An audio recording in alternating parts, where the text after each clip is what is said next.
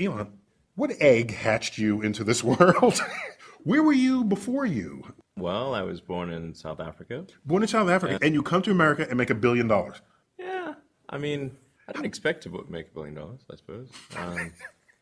I grew up in South Africa, honestly, seeing a lot of the same TV and movies and reading comic books, and it really didn't feel all that different from, say, Southern California, honestly. So you had a kind of baptism into American pop culture at the time.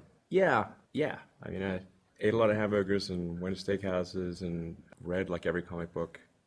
So my father brought me on a trip to the United States when I think I was about 10. I remember it was a really awesome experience because the hotels all had arcades. So my number one thing was when we went to a new hotel or motel or whatever it is, go to the arcades. And so they had Forget any other services. Forget whether they had bed bugs. You're looking for arcade games. Yeah. What did video games do for you?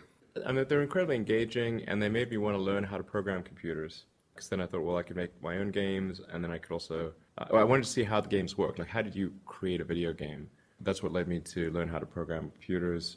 So you became a programmer? Yeah, so I had one of the first video game consoles. It didn't even have cartridges. It had like 4 games that you could play, and you could like pick one of the 4 games you could play. That was it. And then it went from there to the original Atari, and then in television. And then I was in a store and saw a Commodore VIC-20.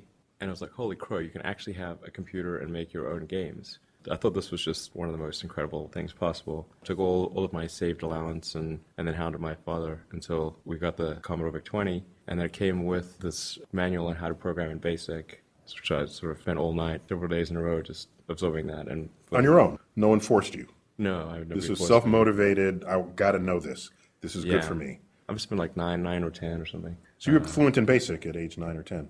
Yeah. I kind of got OCD on the thing. Maybe it's not technically OCD, but I certainly got obsessive. Let me put that, at least the O part. So programming is power. Else. You get to control something. Yeah, you can construct a little universe. And when you first do it, you're like, wow, this is incredible. You can actually make things happen. Like you can type these commands and then something happens on the screen. That's pretty amazing. When I was in college, I sort of thought, well, what are the things that are most going to affect the future of humanity? And electric cars, solar power, essentially sustainable. Most people are thinking, I just want a job when I get out. And you're trying to reshape humanity as an undergraduate. I mean, in America, it's pretty easy to keep yourself alive. So, I mean, my threshold for existing was pretty low. I mean, I figured I could be in some dingy apartment with my computer and be okay and not starve. In fact, when I first came to North America, I was in Canada when I was 17. And just to sort of see what it takes to live, I'd try to live on $1 a day, which I was able to do. Wow. You sort of just buy food in bulk at the supermarket. Rice and beans and... Yeah, I went more for the hot dogs. Hot dogs, okay. Hot dogs and oranges. But you do get really tired of hot dogs and oranges after a while. And we can also pasta and a green pepper and a big thing of sauce, and that can go pretty far too.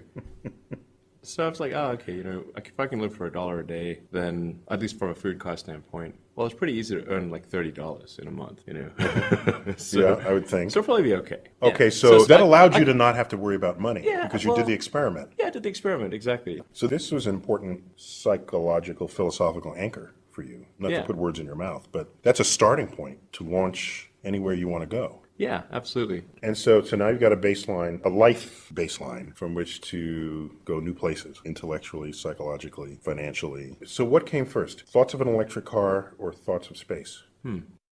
When you're starting out in college, like in your freshman, sophomore year, you have these sort of sophomoric philosophical wonderings. And I try to think of, what are the things that seem to me would most affect the future of humanity? There were really 5 things, 3 of which I thought would be interesting to be involved in. The 3 that I thought would definitely be positive would be the internet, sustainable energy, both production and consumption, and space exploration, more specifically, the extension of life beyond Earth on a permanent basis. And then although I never thought I would actually be involved in that. That was simply something I thought that was important in the abstract, but not something I thought I would ever have an opportunity to be involved in.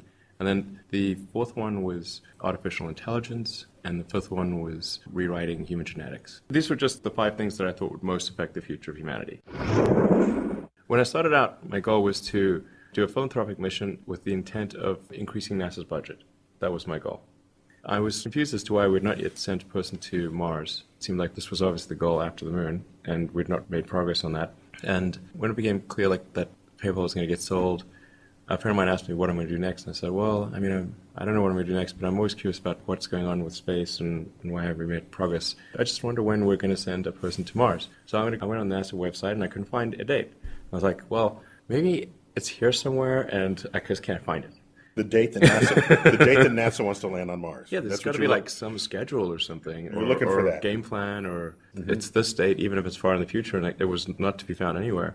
And anyways, I sort of started learning about that back history, and I thought, well, okay, maybe there's something that I can do to send a small mission to the surface of Mars that would get the public excited, and as a result of that public excitement, NASA's budget would be increased, and we could resume the process of sending people to Mars. Essentially, So you thought you can do that with your lousy $1 billion? no, I didn't have $1 billion at that time. Okay. I had about 180 million, still a lot. And I figured, well, maybe I could spend half of that on a mission to Mars. So I spent a fair bit of time investigating the space industry and eventually decided on this idea of sending a small greenhouse to the surface of Mars. And we called it the Mars Oasis mission. And so you have seeds in dehydrated gel that would land, you hydrate the gel upon landing, and you'd have this great shot of green plants on a red background, and the public responds to precedents and superlatives. So this would be the first life on another planet, the furthest that life's ever traveled, as far as we know. And That's how you get a headline. yeah, exactly. It's got to be something new or something superlative. And I thought, well, okay, and that would maybe reinvigorate excitement, and the result would be NASA's budget gets increased. So the whole goal in the beginning was just, how do we get more money for NASA? But after spending a fair bit of time on this, I came to the conclusion that I was actually incorrect. My initial assumption was wrong, because I thought that where there's a will, there's a way, and that we just sort of lost our will. But that's false. There's plenty of will. People needed to believe that there was a way, and a way that would not bankrupt the country or mean that they would have to sacrifice something of critical importance like healthcare. So it became clear that the space transport problem had to be solved. Unless there was a dramatic improvement in the cost of space transport, then none of it would matter. So in your first successful launch, what was the cost per pound to orbit? About $6,000. $6,000. Okay, that's an improvement. Yeah, not bad. Not $100 a pound. No. To get to $100 a pound, you need a big rocket that's fully reusable. Are you there yet? No. We're making progress, though. It's been 12 years. So far, we've not recovered a stage. But I think we'll recover a stage within the next year and be able to refly. Is there a date on your website where someone can say, he's going to land on Touché. Mars? Good point. That sounds like a no. Well, I mean, I've said it publicly many times, although maybe we should put something on the website, which is that I think we've got a decent shot of being able to send a person to Mars in about 11 or 12 years. From a terrestrial standpoint, the biggest problem we need to solve on Earth this century is sustainable production and consumption of energy. This really is quite a serious problem. People really should take this quite seriously. Even if you put the environmental consequences of dramatically changing the chemical composition of the oceans and atmosphere aside, we will eventually run out of oil. Holding that aside. Well, if we don't find a solution to burning oil for transport, and we then run out of oil, the economy will collapse and civilization will come to an end, or as we know it. With or without global warming. Yeah, with that, exactly. I mean, and so if we know that we have to ultimately get off oil no matter what, we know that that is an inescapable outcome. It's simply a question of when, not if. Then why would you run this crazy experiment of changing the chemical composition of the atmosphere and oceans by adding enormous amounts of CO2 that have been buried since the Precambrian era? That's crazy. That is the dumbest experiment in history by far. I promise it's not Can even you think of a dumber experiment? I honestly cannot. What good could possibly come of it? So therefore, we need another solution here. But of course, electric cars still uses coal. That's why you need sustainable power production, like solar and wind. Which can still charge your car. Yes. Of course, what we all really want are flying cars. Do you? Yeah. Actually, let me ask you. So, are you sure you want a flying car? No, but it looks Okay. cool. It does look cool. I mean, whenever you see sort of cities and like some futuristic concept, they always throw the flying car in there. And You can't tell me you never thought of it. no, I thought a lot about it. Yeah, okay. And there's some people I know that are working on flying cars or flying personal transport devices, if you will. Hoverboards. There are people working on hoverboards. But I mean, I sort of wonder. After the interview, you can show me your hoverboard room, okay? I know somebody's won't working tell- on a hoverboard. I won't tell anybody.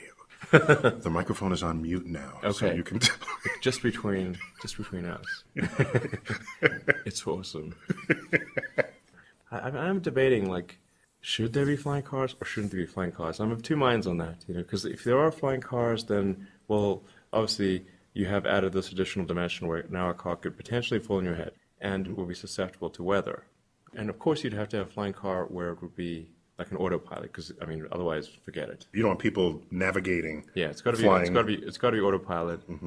But even in an autopilot scenario, and even if you've got redundant motors and blades, you've still gone from near zero chance of something falling on your head to something greater than that. And there's also a noise challenge. So I sort of We don't know how to fly quietly. right. Yeah. Okay, so I'll wait it out some longer. Something that I do think would definitely help a lot in cities is more tunnels. Essentially, with a flying car, you're talking about going 3D. And there's a fundamental flaw with cities where you've got dense office buildings and apartment buildings and duplexes, and they're operating on 3 dimensions, but then you go to the street and suddenly you're 2-dimensional. Because it's a surface. Yeah, This is how New York City solved this with the subway, going Right. underneath multiple layers of subway. Right. So we are actually traveling in 3 dimensions, but below the ground rather than in the air. But I think if you were to extrapolate that to cars and have more car tunnels, then you would alleviate congestion completely. And you wouldn't need the flying car. You would not need a flying car in that case. And it would always work even if the weather's bad. And It would never ice up. It would never ice up, and it would not fall on your head. So We're going to get started on that right away. I mean, I'm quite worried about artificial superintelligence these days. I think, and I've said this publicly, I think it's maybe something more dangerous than nuclear weapons.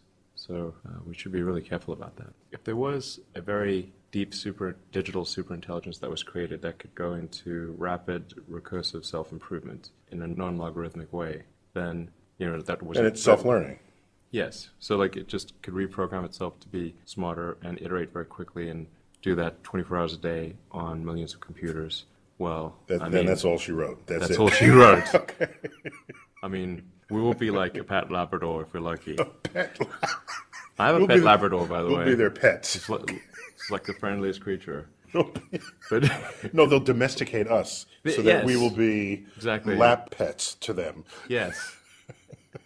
I mean, or something strange is going to happen. They'll keep the docile humans and get rid of the violent ones, and then breed the docile humans. Yeah, I mean, the utility function of the digital superintelligence is of stupendous importance. Yeah. What does it try to optimize? And we need to be really careful with saying, oh, well, how about human happiness? Because it may conclude that all unhappy humans should be terminated. And that we should all just be captured and with dopamine and serotonin directly injected into our brains to maximize happiness, because it's concluded that dopamine and serotonin are what cause happiness. Therefore Maximize that. I'm just saying we should exercise caution. I'm quite optimistic about the future. I mean, I don't think we're about to enter a dark age. It could happen, but it's not, I think, not likely anytime soon. Not before you get to Mars. Hopefully not before we get to Mars. But bear in mind that... And part of the act of trying to get to Mars is a force to keep us out of the dark ages.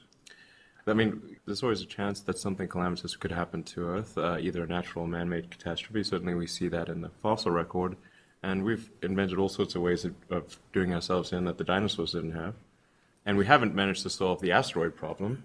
So, therefore, our risk is higher, okay? I'm sure people realize this. If you haven't solved the problems that have caused the prior extinctions and you've added new ones, you've not improved the situation. And that's sort of where we are right now.